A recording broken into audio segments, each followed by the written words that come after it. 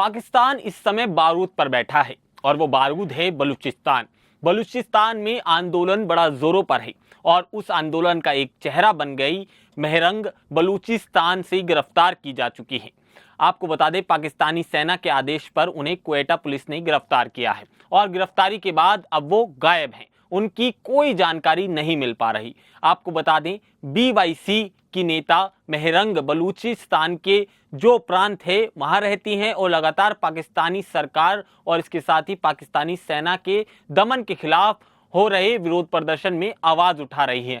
उन्हें उस वक्त गिरफ्तार किया गया है जब वो बलूच समुदाय के खिलाफ हो रहे अत्याचारों के खिलाफ धरना प्रदर्शन में हिस्सा ले रही थी।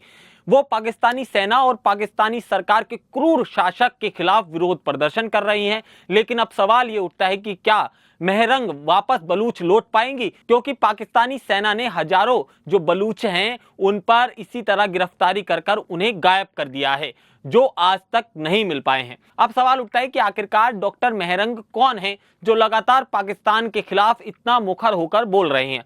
तो आपको बता दें, डॉक्टर महरंग बलूच के पाकिस्तान के बलूचिस्तान प्रांत की एक प्रमुख मानवाधिकार कार्यकर्ता और एक पेशे से डॉक्टर हैं। उनके जन्म की बात की जाए तो साल 1993 में वो एक बलूच परिवार में जन्मी थी।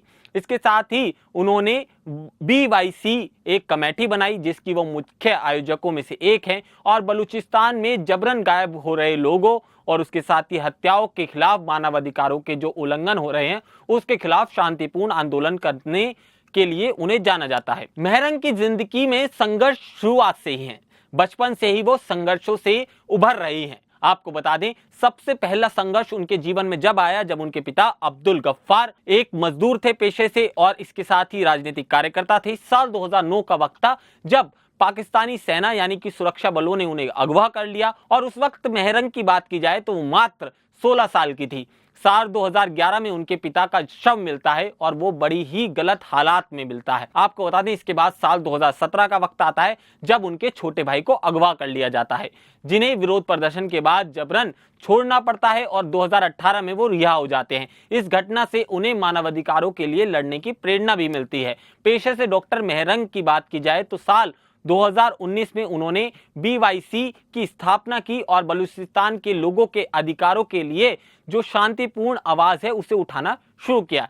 उनके प्रभावशाली भाषण और आंदोलन में उन्हें बलूच समुदाय से बेहद प्यार मिला और वो लगातार लोकप्रियता की शिखर पर पहुंचती चली गई। आपको बता दें, साल 2023 में उन्हें बलूच लॉन्ग मार्च का नेतृत्व भी किया था जिसमें हजारों लोग शामिल हुए थे और उनकी प्रेजेंस के कारण ही पाकिस्तान सरकार उनसे परेशान दिखाई देती है और उन्हें कई बार गिरफ्तार भी किया गया है। इसके साथ ही हाल ही की बात करें तो 22 मार्च 2025 का वो दिन था जब वो गिरफ्तार हुई। महरंग की बात की जाए तो वो अंतर्राष्ट्रीय स्तर पर भी जान पहचान बनाए हुए हैं और हर कोई उन्हें जानता है। उन्हें साल 2024 में BBC ने 100 प्रभावशाली महिलाओं की सूची में भी शामिल किया था। इसके साथ ही टाइम्स मैगजीन की बात की जाए तो उन्हें 100 उभरते हुए राजनेताओं में भी जगह दी है।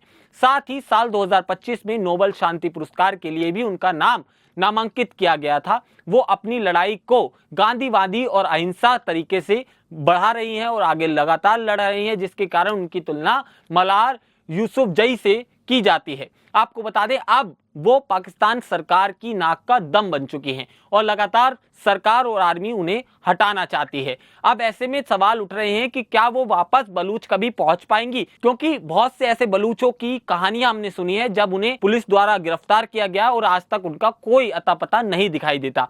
पर जिस तरह से महरंग की आवाज देश दुनिया के कोने कोने में उठाई जा रही है वो सरकार को विवश कर रहा है। इसके साथ ही हजारों बलूचिस्तानी अब सड़कों पर हैं जो उनके लिए आवाज उठाते नजर आ रहे हैं।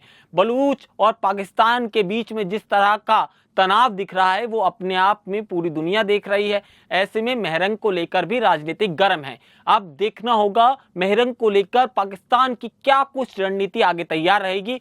फिलहाल तो मौके की बात की जाए, महरंग ने पूरी पाकिस्तानी सरकार और आर्मी को अकेले ही हिला कर रख रखा है। आपको ये रिपोर्ट कैसी लगी हमें कमेंट सेक्शन में आप जरूर बताइएगा। नमस्कार।